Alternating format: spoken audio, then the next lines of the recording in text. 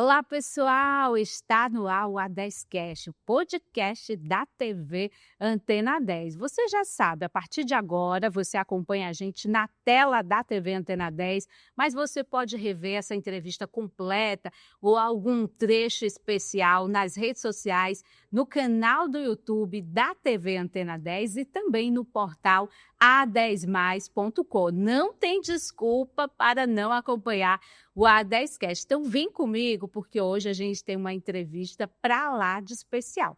A gente vai tratar aqui de uma profissão que ela divide opiniões, é um pouco polêmica, ela é bastante criticada por alguns, mas é amada por poucos na hora da necessidade.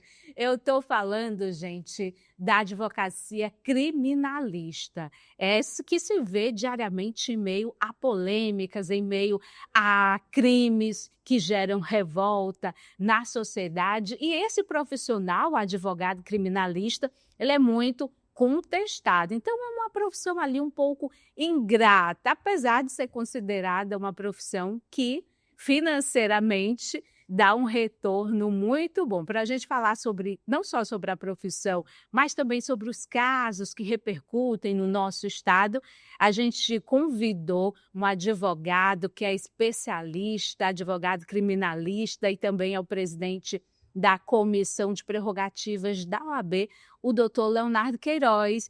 Doutor, é um prazer recebê-lo aqui no A10Cast. Seja bem-vindo.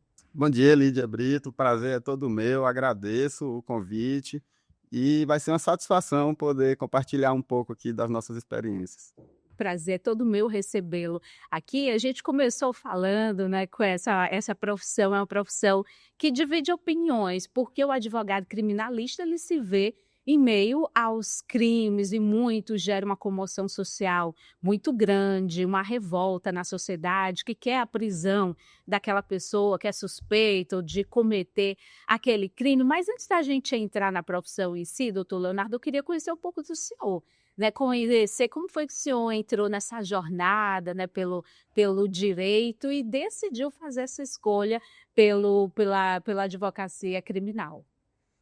Bom, desde meu período ali acadêmico, no início do meu curso, no primeiro período, eu tive a oportunidade de ter um colega de classe, o Renan, que era filho de um grande advogado aqui no estado do Piauí, o doutor Neiva. E eu pedi para ele, meu amigo, me leve com você, que você vai todo dia para o escritório do seu pai, ajudar lá, já está aprendendo desde esse início. Me leve com você, eu só quero aprender, não quero ganhar nada. E assim ele falou com o pai dele, foi permitido meu ingresso no escritório dele como estagiário. E eu comecei a estagiar, então, desde o primeiro período do curso. Sim. E lá eu sempre fui dividido na atuação criminal e nas demandas cíveis. E eu me identifiquei bastante com as demandas de natureza criminal. Fiquei lá até o quinto período do meu curso e pedi para estagiar voluntariamente também na Defensoria Pública. E lá eu fui para o núcleo criminal. E fui familiarizando, pegando aquela experiência, pegando todas as peças, o caminho das pedras, com grandes defensores públicos. E, ao terminar o meu curso, fui aprovado no exame de ordem e, desde logo, eu optei por fazer essa especialização e atuar exclusivamente na advocacia criminal. E assim eu venho fazendo desde o início da minha advocacia, no ano de 2012. A gente observa nos cursos de direito, né, que o direito penal é aquele que apaixona, né, que leva muita gente ali realmente a se especializar no direito penal. E tem gente que diz que é hoje o ramo do direito que remunera muito bem. Na verdade, é porque remunera mais rápido, né? Principalmente para o jovem advogado que está começando. Tem outros ramos que você vai ter que esperar muito para receber, né? O direito criminal é, de fato, esse que compensa, principalmente para quem está começando, quando a gente fala de remuneração? Olha, isso aí é um grande mito, né? Todos os segmentos da advocacia são de possíveis remuneração bastante vultosas. O que depende é do advogado ter um acervo de processos e demonstrar a sua competência e a sua capacidade de alcançar os resultados pretendidos pelos seus constituintes. E independente do ramo da advocacia, se você for resiliente, eu tenho certeza que você vai conseguir alcançar o seu objetivo. E no direito criminal, de fato, essa questão do recebimento, ela é mais rápida, porque é uma demanda ali de mais urgência. Sim. Enquanto outras demandas de natureza civil, às vezes depende do resultado do processo, do êxito em um determinado processo. E os processos são muito morosos e também você pode até ganhar o processo, mas no final não sabe se leva o que você ganhou. Então tem toda essa questão. Mas no direito criminal a gente lida muito com o sofrimento humano, com pessoas de classe baixa, de pouca condição financeira. Então, eu acho que é mais mesmo uma vocação do que a pessoa entrar pensando só no dinheiro. O dinheiro vai ser consequência de todo o trabalho bem feito, independente do segmento. E nessa questão ali de se relacionar, né, com as pessoas de classes mais vulneráveis, porque são essas que estão mais suscetíveis à criminalidade, né? Esse tempo que o senhor passou de estágio na defensoria fez diferença nisso? Com certeza.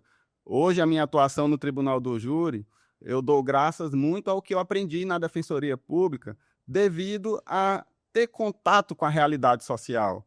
E quando a gente atua no Tribunal do Júri, a gente até está ali devido a uma violação de uma lei, mas ali o que interessa para o jurado, que é o julgador, uma pessoa do povo, não é a lei em si, mas sim a alma humana. Quem entende da alma humana vai se sair muito bem no Tribunal do Júri, porque júri não é sobre lei, mas sobre gente, sobre pessoas. É interessante esse ponto que o senhor traz aqui para a gente sobre a alma, o entender da alma humana, né? Olhando pelo lado do advogado criminalista, o que significa, então, esse olhar para a alma humana? Quando a gente fala de um crime, a gente precisa analisar vários fatores que levaram ao cometimento daquele delito.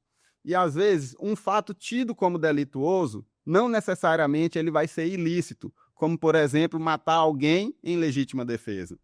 Então, você precisa que o Estado, ao querer punir alguém, permita a ele que ele seja processado sob o crivo do contraditório, da ampla defesa, e, ao final do devido processo legal, ele vai ser julgado. E a importância do advogado, especialmente o criminalista, no Tribunal do Júri, é entender a alma humana. Por quê? Porque o crime de homicídio é um crime que qualquer pessoa é capaz de cometer. O crime de roubo, o crime de estupro, de tráfico de drogas, aí não. Esse aí o legislador entendeu que deve ser julgado pelo juiz togado, porque é um crime já que viola realmente a conduta humana e viola também até princípios. Entretanto, matar alguém é algo que ninguém pode afirmar que nunca irá cometer. Para se defender de um estuprador, uma mulher mata. Para defender um filho, uma mãe mata. Um pai mata, um irmão mata para defender o seu ente querido. Então, é necessário analisar os meandros da conduta para entender qual deve ser a responsabilização adequada. Isso traz aqui para a gente uma outra visão, uma outra forma de olhar aquela pessoa que está sendo julgada, né? Ali o suspeito de determinado crime. Porque nós, sociedade, quando a gente tem informações sobre um determinado crime, a nossa reação de imediato é julgar aquela pessoa já no sentido de pedir já a prisão, de desejar que aquela pessoa tenha a pena máxima. Mas o advogado criminalista tem também essa visão de ver, de ter esse outro olhar sobre aquela situação, porque são muitas coisas que levam a pessoa a cometer um crime, né? Principalmente nesses casos que o senhor levantou aqui de legítima defesa. Mas nós, estou aqui me botando no papel da sociedade, doutor Leonardo, nós muitas vezes fazemos esse julgamento do advogado, né? A gente acompanha ali os grandes júris, todo o trabalho da defesa, isso muitas vezes causa revolta na sociedade. A sociedade julga o advogado criminalista, tem ali expressões pejorativas, advogado de porta de cadeia, advogado de bandido. Como é que o senhor, no dia a dia, lidar, muitas vezes, o senhor está ali com crimes, né, que daqui a pouco a gente vai falar de alguns que estão repercutindo bastante, fazendo o seu papel, cumprindo o que diz a Constituição, que todo mundo tem direito à defesa, mas, ao mesmo tempo, o senhor está sendo ali bastante julgado pela opinião pública, né? Sim, de fato, a advocacia como um todo, mas principalmente a advocacia criminal, ela é criminalizada. O advogado é confundido com o seu constituinte, quando na realidade isso é uma visão muito rasa da advocacia criminal e essas mesmas pessoas que outrora criticaram, quando precisam de um advogado para realizar a sua defesa técnica, porque o direito de defesa ele é bipartido. Ele é composto pela autodefesa, que o próprio acusado vai realizar no seu interrogatório, mas ele precisa também ter a defesa técnica de um advogado particular ou pela defensoria pública. E dessa forma, o trabalho da defensoria pública não é tão criticado quanto o trabalho da advocacia privada. E o trabalho é o mesmo, só quem remunera são pessoas diferentes. Um é o Estado e outros são os particulares. Mas o nosso trabalho realmente é muito criminalizado. É uma luta diária que todos os advogados, especialmente os criminalistas, vivenciam, mas quem é advogado criminalista segue aquela orientação, né, do Sobral Pinto, que a advocacia não é uma profissão para covardes e nós nunca iremos nos acovardar. Já recebemos várias manifestações de haters na internet, agora recentemente, principalmente devido à repercussão dos últimos casos em que atuamos, tivemos muitos ataques. Mas isso faz nos fortalecer para que a gente continue prestando um serviço de qualidade para os nossos constituintes. E tem ali ameaças contra a sua pessoa física ou são críticas ao trabalho como advogado? São manifestações de toda a natureza, né? Se fosse uma pessoa da sua família, se fosse você precisando de um advogado criminalista, você ia querer um advogado como? Você ia querer um advogado combativo, um advogado que pega cada prova do processo e faz uma correlação com a lei? Porque esse é o nosso trabalho. Então, é ruim quando a gente vê esse tipo de manifestação, mas, ao mesmo tempo, nos estimula a cada vez mais mostrarmos a necessidade e a competência do nosso trabalho. Agora, o advogado criminalista, doutor Leonardo, é aquele que está ali com clientes, que muitas vezes são clientes realmente envolvidos com crime, organizações criminosas, facções são clientes perigosos, vamos dizer assim. No seu dia a dia, o senhor já recebeu ameaças, o resultado ali não foi esperado pelo cliente, ele de alguma forma quis ameaçar o senhor, tentando ali reverter o resultado do julgamento? Pronto, isso é uma questão muito interessante da advocacia criminal e o jovem advogado me questiona muito sobre isso. Se é perigoso advogar nessas demandas criminais. Eu entendo que a advocacia como um todo é uma profissão de risco. Em todas as demandas nós vamos ter uma parte adversa que vai ficar insatisfeita com a nossa atuação. Já a advocacia criminal, você perguntou em relação ao nosso próprio constituinte, né? Então, eu acho que não só na advocacia criminal, como em todas as outras advocacias, especialmente a civil, que demanda questões de natureza patrimonial, né? Envolve empresas, envolve pessoas, patrimônio. Muitas vezes, um serviço mal prestado pode causar uma insatisfação ao seu cliente. Entretanto, isso só vai acontecer se você não tiver a competência para aquele caso que você está assumindo e também se você prometer um resultado diferente daquilo que você pode entregar e daquilo que não depende de você.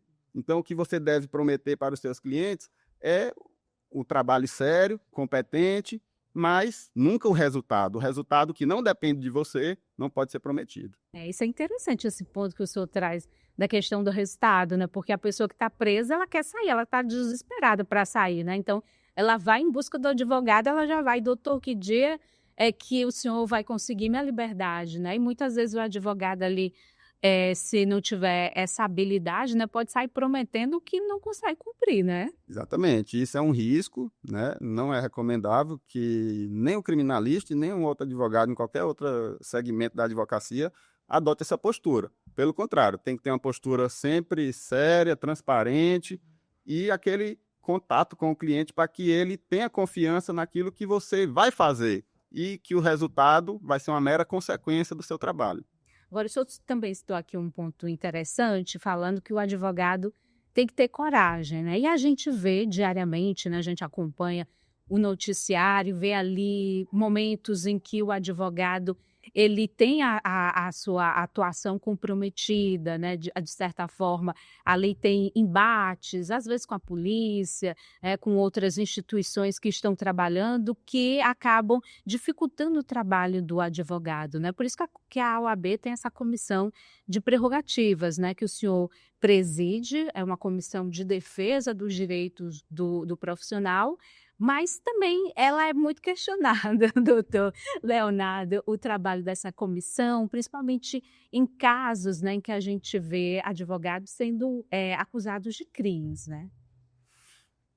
Os advogados que eventualmente são acusados da prática de qualquer crime, o nosso papel institucional da OAB Piauí, enquanto comissão de prerrogativas, não é fazer a defesa processual do advogado, mas sim a observância do estrito cumprimento da lei, que é o nosso estatuto da OAB, que prevê as prerrogativas da advocacia.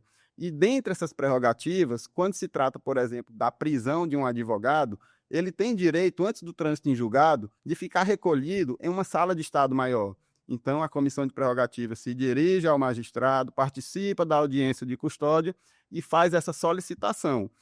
Mas a defesa daquele profissional diante daquele processo deve ser realizada de forma particular. Essa questão da sala de Estado maior está bem visível aqui no nosso estado, principalmente no caso da vereadora Tatiana Medeiros, né? Um caso que tem repercutido bastante. O senhor está na defesa de Tatiana, mas o fato dela estar em uma cela ali no quartel, isso levantou um debate sobre questões de privilégio, que a advocacia seria uma classe privilegiada, tem muito corporativismo, muita proteção entre si. Por que então há esse direito do advogado de ter essa cela especial?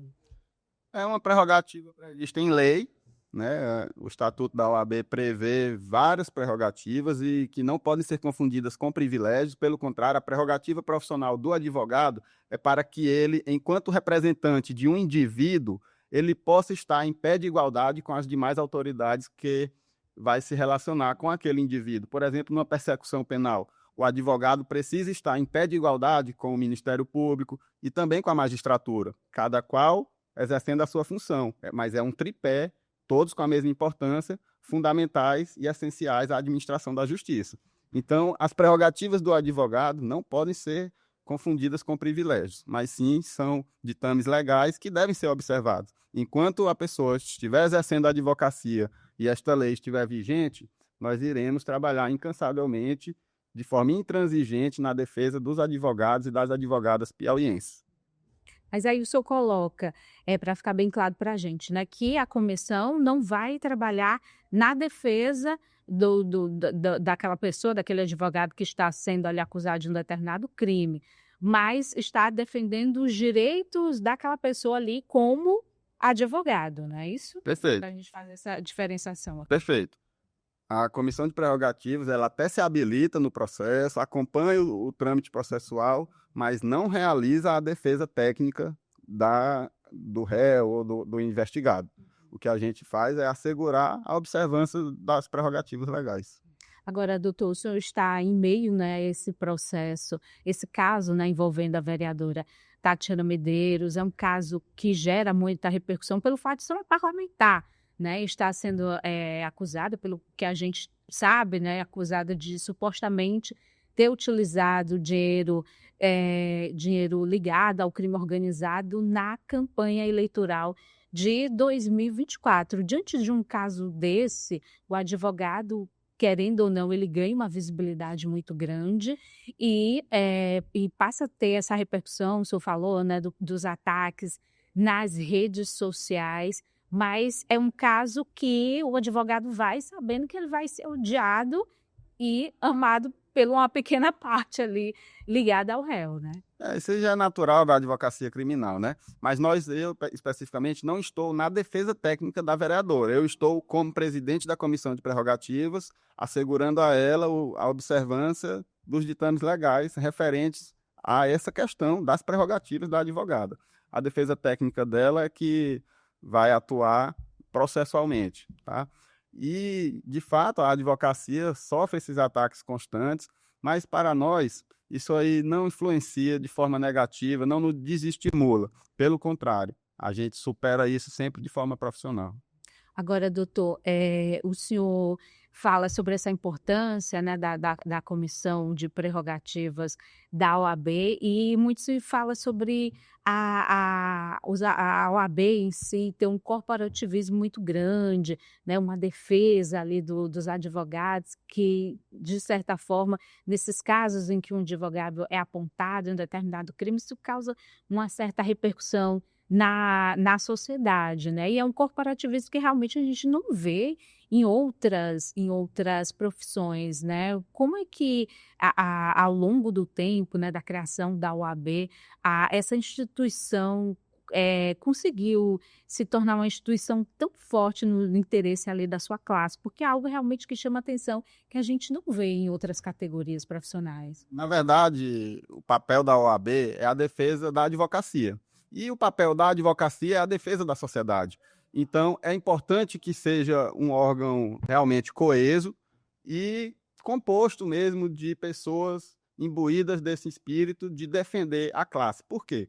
Porque quando há um ataque a um advogado, como, por exemplo, a imputação de um determinado fato delituoso praticado por ele, é um ataque não àquela pessoa exclusivamente. Vocês podem observar que a própria mídia fala assim, advogado é preso, então não relaciona a pessoa, e sim a profissão. Então, quando se trata desta generalização da situação, é o nosso papel institucional chegar junto e mostrar que, peraí, já que está se tratando da advocacia, então vamos respeitar, observar a lei, aguardar o devido processo legal e, ao final, a gente tomar a decisão. E é importante dizer também que no Brasil as coisas acontecem meio ao avesso, porque o certo é você investigar, processar e depois prender. Aqui a gente prende para investigar e depois ser processado, e lá na frente a pessoa é julgada e muitas vezes absolvida. Né? Então há essa estigmatização já da própria prisão cautelar. Então é importante que, enquanto não haja o trânsito em julgado, a gente garanta àquela pessoa não só as prerrogativas legais, mas constitucionais da presunção de inocência. E também, por fim, para concluir aqui, nós temos outro órgão diametralmente oposto à Comissão de Prerrogativas, que é o Tribunal de Ética e Disciplina. Todas essas demandas que chegam para nós são encaminhadas também para o TED. E lá vai ser analisado se o advogado cometeu alguma falta disciplinar e vai ser possivelmente responsabilizado. E aí nós não temos tantas notícias desses processamentos porque eles ocorrem de forma sigilosa. Então, no caso, a gente tem acompanhado nas últimas semanas até alguns embates entre a imprensa e a OAB. Né? A OAB questionando muitas vezes a forma como a imprensa tem divulgado algumas prisões relacionadas a advogados, né? Teve o caso daquele advogado que tem a suspeita de estar cultivando uma estufa de maconha, que o senhor também representa, né? Essa pessoa que está sendo investigada, e houve também, anterior a isso, um caso de 2 advogados que foram presos.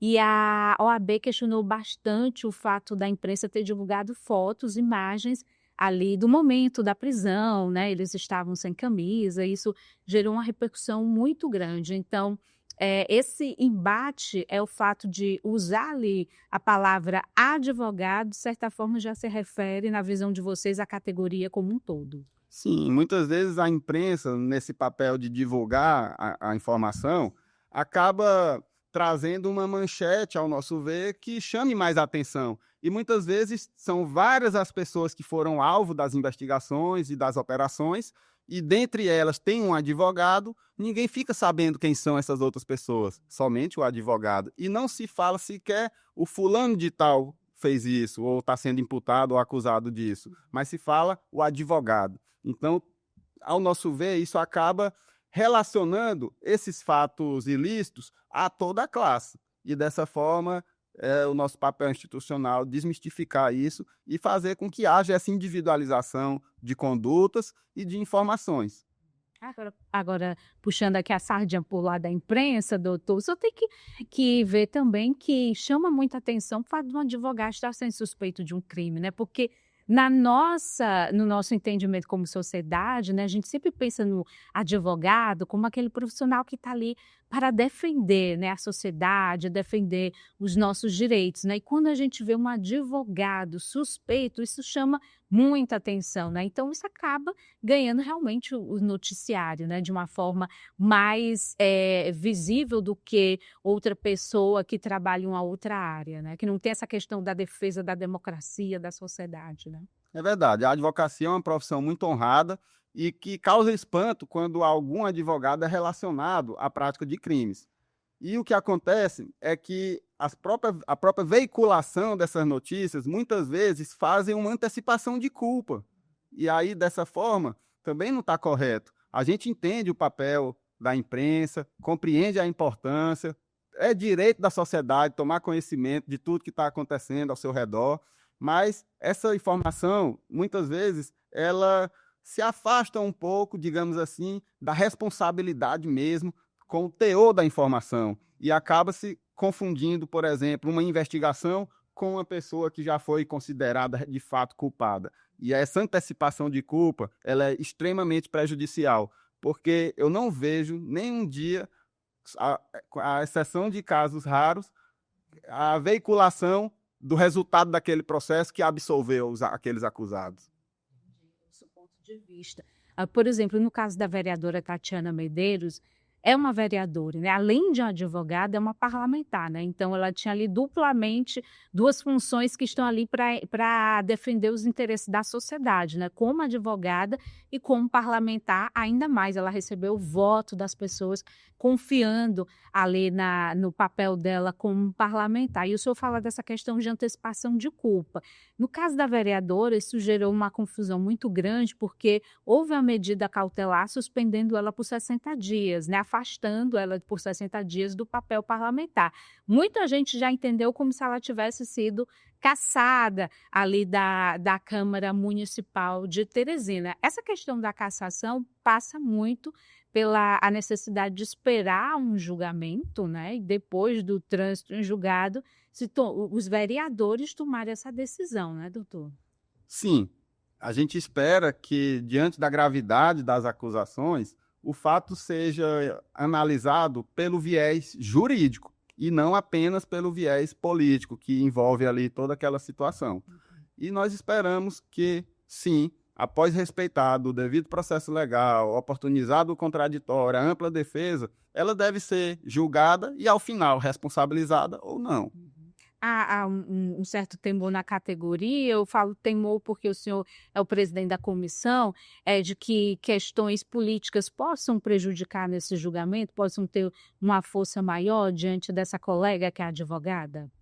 Não institucionalmente, mas de forma pessoal, eu posso afirmar isso, que um julgamento perante a Câmara de Vereadores, ele vai ter um viés político e não tão somente jurídico. E a gente, pessoalmente falando, prefere que haja esse aguardo, essa parcimônia e verifique se, de fato, ao final de todas as investigações, há a comprovação ou não dessas atribuições que estão sendo feitas a ela. No caso, a OAB, falando da instituição, ela de certa forma acompanha esse processo se acontecer, né? A gente está aqui falando se acontecer, né, esse processo de julgamento no Conselho de Ética da Câmara. A OAB vai estar ali presente, o senhor como presidente da comissão, dando um certo suporte ou não? É uma coisa ali interna da Câmara?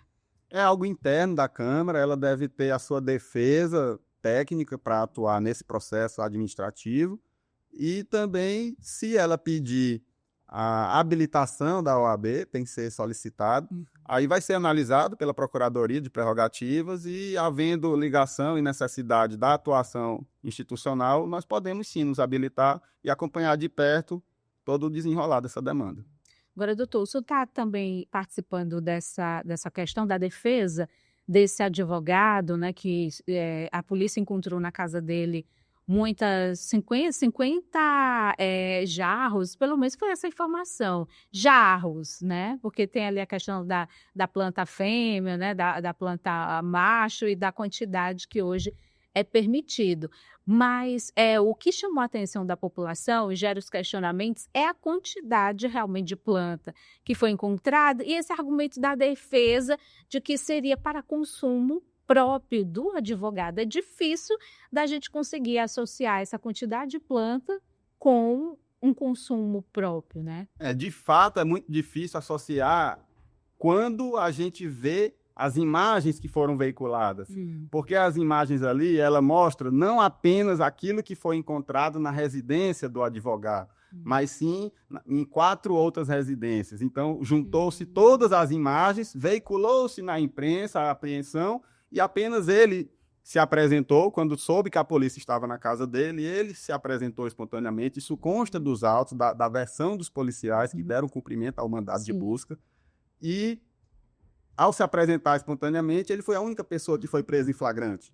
Então, diante de tudo isso, a gente precisa fazer a individualização da conduta. Entendi. A quem pertenciam aquelas plantas. Então, com relação ao advogado, quantas plantas ele tinha na casa dele?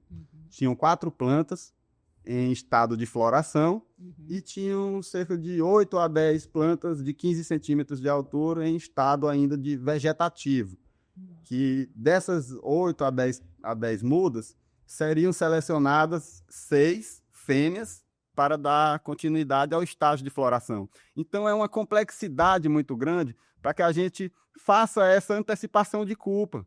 Então, o que a gente pede é exatamente isso, é que não se veicule informações vinculando especialmente a advocacia de forma, assim, até irresponsável, perdão pela palavra, mas não tem nada a ver com o exercício da advocacia, começa daí, e também ele se identificou como advogado após ter sido dada voz de prisão a ele. Aí, devido às prerrogativas que ele possui, ele fez essa identificação.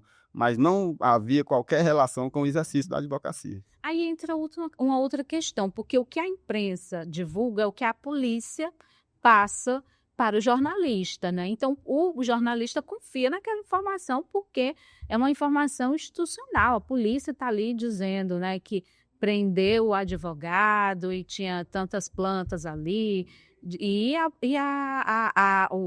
profissão do jornalista, ele vai pelas fontes oficiais, né? Então, tem essa questão também, muitas vezes, da atuação da polícia ali na pressa e também, de certa forma, chamar atenção para aquele fato, acaba muitas vezes ali levando a informações não tão precisas para a mídia? Sim, infelizmente, verificamos diariamente, a gente já acorda, quando abre as redes sociais, já são inúmeras notícias e imagens e vídeos de ações policiais, o que a gente entende que há um desvio de finalidade, quando a pessoa quer trabalhar e quer mostrar na mídia o seu trabalho. Então, há inclusive a possibilidade de erros não serem corrigidos porque já foram expostos de forma equivocada. Então, a gente pede aqui a imprensa continue fazendo esse trabalho de dar voz também à defesa, né? Porque a opinião pública acaba ficando contaminada com uma única versão daquela história. Inclusive, em casos que são de competência do Tribunal do Júri, que quem julga é o povo, a mídia tem uma grande influência, um grande papel de oportunizar não somente ao Ministério Público apontar aquilo que acusa, mas também permitir que a defesa faça esse balanceamento de informação e mostre também o viés defensivo. E por isso a gente agradece o espaço que foi dado para nós também pela mídia para apresentar que, em relação ao advogado, de fato, as plantas que foram localizadas eram destinadas ao consumo próprio. Agora, o senhor fala de desvio de finalidade às vezes nessa apresentação que é feita pela polícia, né? E a gente vê uma crítica e é natural, né, que em determinados momentos essa crítica vem à tona, mas há críticas no sentido de que muitas vezes há pessoas usando ali a polícia no sentido de promoção pessoal, o que é muito ruim para a sociedade e para o trabalho dos próprios advogados, né? Sim, nós vemos muito isso diariamente, né? Autoridades policiais, midiáticas, e que, com o passar do tempo, acabam se lançando futuramente para o viés político. E, então, a gente precisa ter essa percepção. A sociedade precisa perceber isso e saber filtrar até onde vai a relevância realmente daquele trabalho. Será se está sendo feito um trabalho investigativo? Porque com operações sendo deflagradas todo dia, em que dia está se investigando? A gente se pergunta isso na advocacia. Então, tem o trabalho sério da polícia? Tem, mas tem muito trabalho feito às pressas para mostrar um resultado para a sociedade que, ao nosso ver, não condiz com a realidade que é exposta. Muitas vezes, todas aquelas operações de várias prisões, ao final do processo, a gente vê um resultado completamente diverso pela insuficiência do acervo probatório. E a OAB, ela está ali acompanhando de perto? Tem essa possibilidade da OAB estar ali acompanhando e cobrando e fiscalizando, no sentido de que esse trabalho não seja, de certa forma, maculado por outros interesses que não o interesse social? Sim, esse papel de fiscalização da atividade externa, esse papel de fiscalização externa da atividade policial é realizado pelo Ministério Público. A OAB possui diversas comissões, dentre elas, por exemplo, a Comissão de Segurança Pública, que tem afinidade com o tema e adota, sim, as medidas que estão sob a nossa competência, mas nós só podemos pedir providências, informar que está acontecendo e pedir providências. A partir de então, não depende mais de nós, mas aquilo que compete à OAB, temos várias comissões temáticas que fazem essa defesa da sociedade. Agora, doutor, outro caso que o senhor tem acompanhado ali na defesa é o caso do influenciador Louquinho, né, do marido dele, o Stanley, né, um caso em que há a perda ali de vidas, né, isso gera uma repercussão, uma comoção muito grande. E essa revolta social, né, difícil, o senhor falou aqui no início, para a gente também não ver o outro lado da situação, mas esse é um caso bastante complicado. E quando o senhor falou dos ataques à internet, eu acredito que nesse caso em específico, o senhor deve ter sido muito atacado, muito julgado, porque é um caso realmente difícil da gente entender, apesar da gente saber que todo mundo tem um direito à defesa, mas é muito difícil você, principalmente porque é um crime de trânsito, né, em que as pessoas matam e dificilmente vão ser presas em crimes de trânsito no Brasil. Porque a gente precisa separar qual foi o dolo, qual foi a intenção da pessoa. Ninguém pega um carro para matar ninguém, salvo quando esse carro é utilizado como arma. E aí qualquer coisa você pode usar, até essa caneca. Então, quando a pessoa está no trânsito de forma regular, na velocidade normal, sem fazer manobras perigosas, e está se deslocando, e há um acidente, é considerado que foi um crime culposo. Um crime culposo, ele se dá ou porque houve imprudência ou imperícia, e dessa forma deve ser responsabilizado. Porém, na medida certa. O direito penal, a sanção criminal, ela é como um remédio amargo. Um remédio para corrigir uma doença social.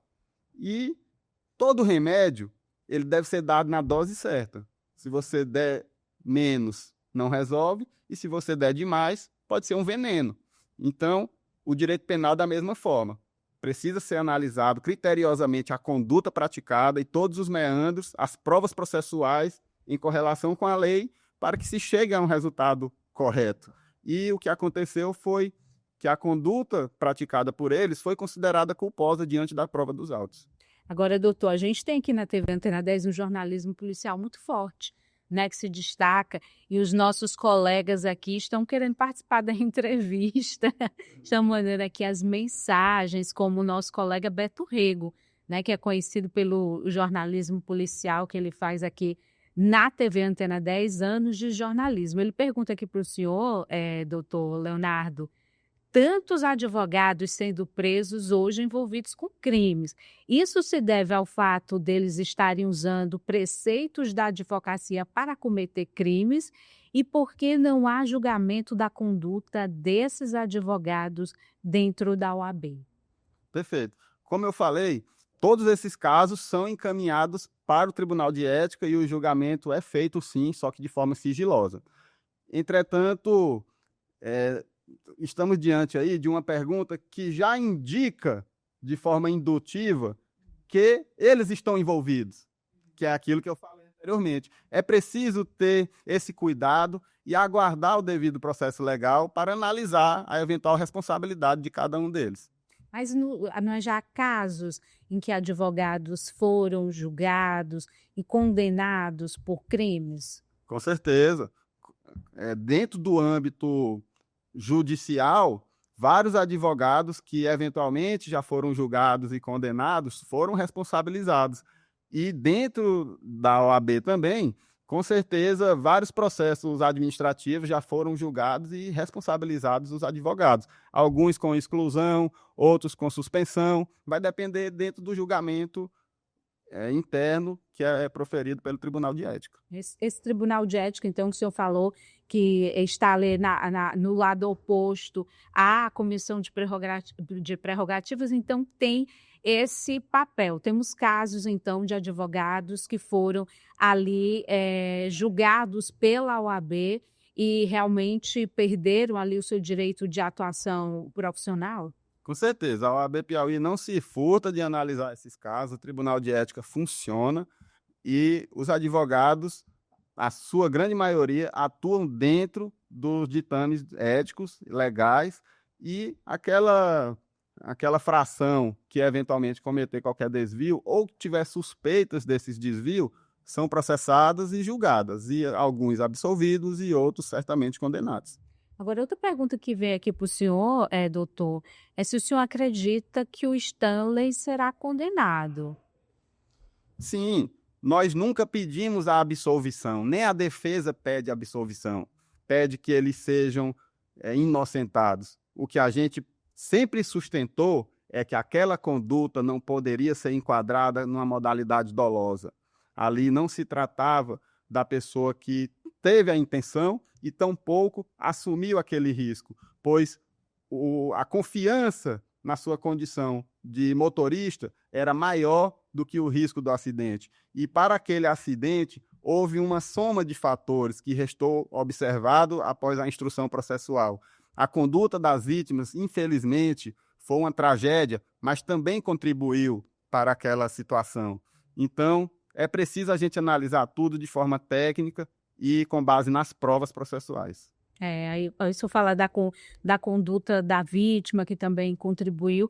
Isso gera uma comoção, né, muito grande, até porque tem uma criança que está ainda em processo de recuperação, né, vai ter que lidar com a ausência da mãe para sempre, a família inteira, a mãe da vítima, né, que perdeu a vida, sempre concede entrevistas desolada com o que aconteceu com a filha, mas a gente entende que o advogado tem que fazer esse trabalho técnico, né? Tem que olhar as provas, entender como tudo levou àquele crime, né? Mas esse lado da comoção social, ele pesa muito, né? Pesa muito, inclusive a influência da mídia também pesa dentro do processo. Graças também à experiência de alguns magistrados, não se deixam levar também por essa influência, mas infelizmente ainda influencia também o Poder Judiciário, o poder que a mídia tem na divulgação dessas informações. Então, nesse caso aí, infelizmente, a calçada estava obstruída e as vítimas precisaram caminhar pela via pública. E o Código de Trânsito Brasileiro, ele traz, quando isso acontece, o pedestre pode sim caminhar pela via pública, mas tem que andar em fila indiana, tem todo um procedimento que não foi observado naquele momento. Ninguém podia prever que aquilo ia acontecer. E aí foi uma tragédia de fato, compreendemos a dor, o sofrimento da família, nos compadecemos em todas as oportunidades, nós prestamos essa solidariedade em relação à família. mas nosso trabalho técnico, ao analisar as provas processuais e fazer essa relação com a nossa legislação, nós entendemos que a conduta deles, o remédio para eles, não pode ser de mais e nem de menos. Não deve ser absolvido e nem deve ir a júri para responder por um homicídio doloso, mas devem ser responsabilizados na modalidade culposa.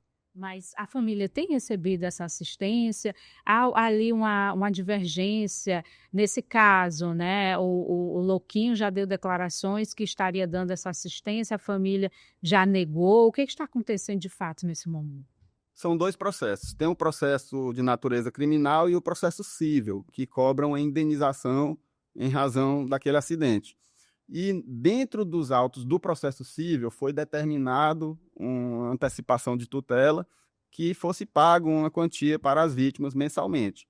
E esse valor está sendo depositado em juízo, dentro da possibilidade financeira dos réus, porque, salvo engano, 2/3 do salário mínimo para cada uma das vítimas por mês.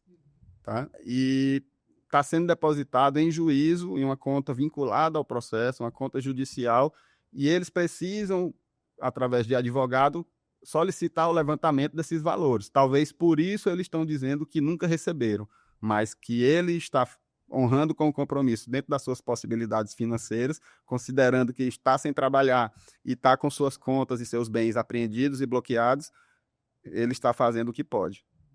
Agora, doutor, o senhor falou da emoção, do apelo popular e que a mídia, de certa forma, tem esse poder também, né, de influenciar no tribunal do júri, como é decisivo essa questão do papel, do clamor social, né? Até que ponto no tribunal do júri esse clamor popular, a reação da sociedade influencia no resultado? O jurado, ele não fundamenta a sua decisão. Ele apenas vai responder a um quesito formulado pela autoridade judiciária, o juiz-presidente, e ele vai responder sim ou não. Ele recebe 2 cédulas e coloca em uma urna de votação. E aí aquela votação é apurada. Então, o jurado ele vai julgar com a sua íntima convicção. Então, não tem como a gente saber o que vai levar o jurado a decidir. E muitas vezes ele pode sim ser influenciado àquela comoção pública. Eita, já pensou? Eu sou o jurado desse caso. Se eu absolver, vai vir todo mundo vai ficar contra mim. Isso acontece. E o jurado acaba muitas vezes sendo influenciado.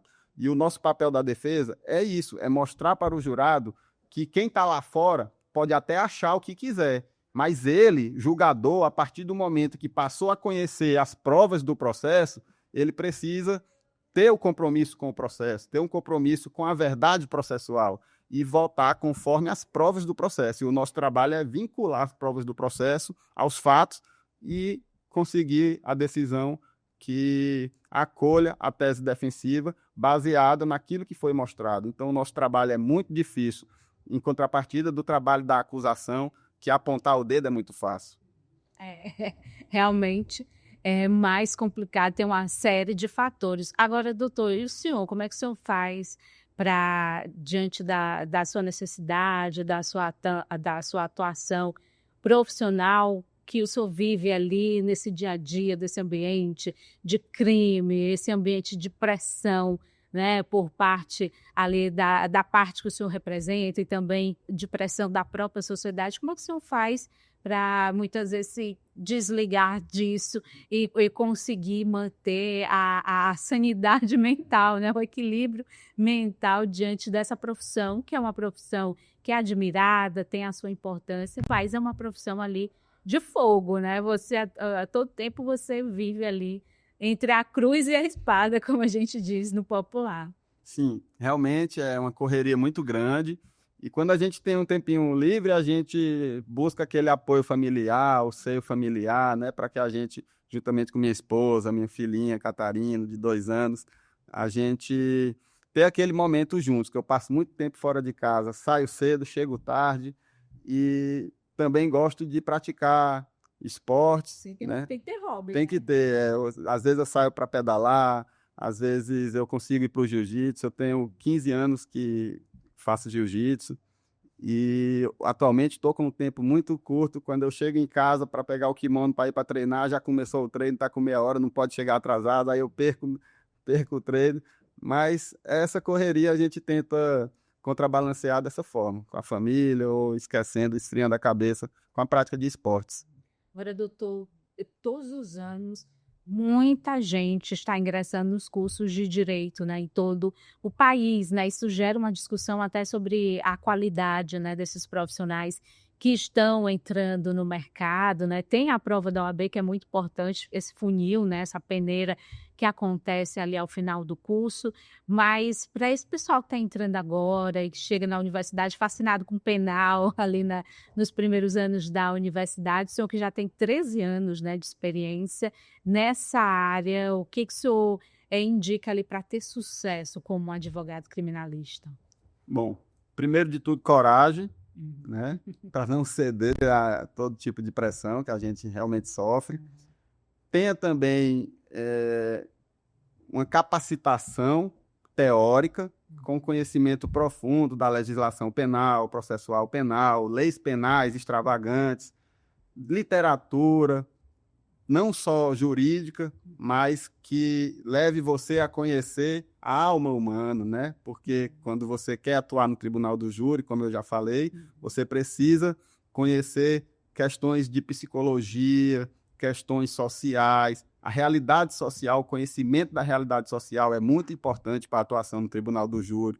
Questões, inclusive, religiosas também são importantes. Uma vez determinado jurado nos confessou, após um julgamento, que estava inclinado a acolher a tese acusatória, mas após o trabalho da defesa, ele passou a entender melhor aquele processo e teve uma outra decisão que mudou ali de uma hora para outra. Então, é algo assim que você precisa ter o conhecimento teórico e aliar ele à prática. E para você também se aperfeiçoar na prática, a gente indica que você chegue juntamente conosco no projeto Meu Primeiro Júri, que é um projeto idealizado por nós, por mim, doutor Jairo Braz, onde a gente oportuniza estudantes acadêmicos e jovens advogados, advogados experientes, a participarem conosco de toda uma mentoria de estudo de caso concreto dos nossos tribunais do júri. A gente se reúne periodicamente, tem os estudos individuais e fazemos os estudos coletivos para estabelecer, elaborar e amadurecer as teses e estratégias defensivas. E tudo isso de forma prática. A gente alia o conhecimento teórico à prática. Então, quem quer enveredar pela advocacia criminal precisa fazer tudo isso. Estudar, se preparar e depois aliar com as oportunidades. Para a prática, né? A prática realmente fará toda essa diferença, né? E o senhor que se vê em meio agora a tantos casos, né, de repercussão aqui no estado, muitos com repercussão nacional, né? Por exemplo, o caso da vereadora Tatiana Medeiros, né, está repercutindo no Brasil inteiro, na imprensa do Brasil inteiro repercute esse caso, né, esperando esse resultado, né. É claro que isso traz um ganho profissional muito grande, né, são casos que exigem coragem, porque o senhor vai se expor muito e vai ser o tempo todo questionado, né, não só pela imprensa, mas pela sociedade como um todo, né, mas ao longo desses 13 anos, né, o senhor se vendo nesses grandes casos, isso trouxe um resultado profissional, sem dúvida, né, de crescimento. Sim, é uma linha muito tênue, né, entre você se dar bem e você se dar mal. Então, você precisa ter todo o cuidado, toda a cautela, até nas manifestações, porque você não pode nem se antecipar em nenhuma informação e nem se exceder, né? A gente sabe que muitas vezes, para que algo seja compreendido, é necessário você escutar todo o contexto, e muitas vezes é fracionado, é feito um corte e tira de contexto, então é algo mesmo muito perigoso que a gente procura ter o máximo de cautela possível. E, de fato, sim, após esses casos, outros vão chegando de forma bem mais volumosa, né? E aí a gente precisa ter uma equipe para poder dar conta e prestar um serviço de qualidade para todos. E tem que ter habilidade para lidar com a mídia, doutor. Advogado tem que saber ali também lidar com a imprensa, né? Sim, porque até mesmo para que você não seja tratado como um inimigo, porque a mídia tem esse poder. E se ela pode tanto construir uma imagem como destruir. A gente sabe disso. E a gente tem o máximo de cautela e respeito pela mídia. Agora, doutor, são novos tempos e para a advocacia não é diferente, né? A gente vê uma profissão que é uma profissão muito desejada, né? Como eu disse, muitos jovens entrando, hoje faculdades oferecem o curso de direito, né? Praticamente todas as faculdades. Mas são novos tempos no sentido de que hoje a tecnologia ajuda muito o advogado, né? Tem a inteligência artificial no dia a dia do criminalista ali. Como é que a inteligência artificial está impactando o seu trabalho, né? E tem um impacto positivo e um impacto negativo também? Sim, para nós, o impacto positivo da inteligência artificial, da tecnologia, é porque hoje a gente consegue pegar um processo de 10.000 páginas, 5.000 páginas, baixa ele em PDF, bota na inteligência artificial, pede o resumo, pede a informação que você quer que seja encontrada e isso já facilita muito o nosso trabalho. Mas a gente não pode confiar 100% nessa questão tecnológica. É preciso que o ser humano faça o seu trabalho também. Não apenas de dar o comando, mas de conferir se aquilo ali bate com a realidade. Muitas vezes a inteligência artificial, principalmente usada de forma genérica, ela acaba trazendo o resultado de forma equivocada. E aí é necessário que a gente faça essa conferência, afinal de contas, o advogado somos nós, e não o computador. Né? Ele está ali para nos auxiliar, nos dar uma agilidade, mas certamente o trabalho deve ser realizado pelo ser humano. E o trabalho da advocacia é um trabalho artesanal. Caso a caso, você tem que trabalhar de forma individualizada, não tem como generalizar. E às vezes o que a gente vê de negativo o Poder Judiciário, já abarrotado de demandas, se utilizando de decisões genéricas. E aí isso traz um prejuízo para que a gente faça a reversão de uma determinada decisão, precisa entrar com determinados recursos, e isso acaba protelando o nosso trabalho e o trâmite processual.